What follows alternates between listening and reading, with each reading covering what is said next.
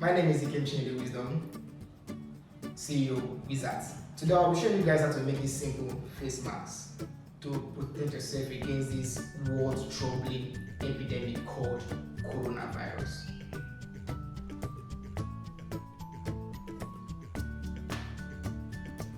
Yeah, stay safe and protect yourself from being affected by this virus.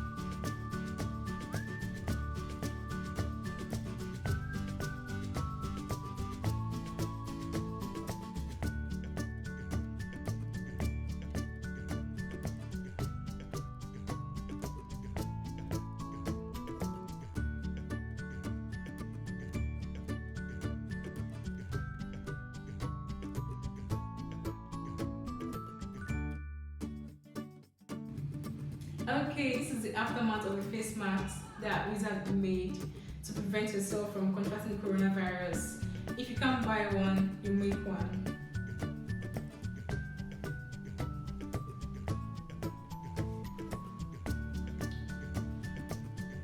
And you can still look good.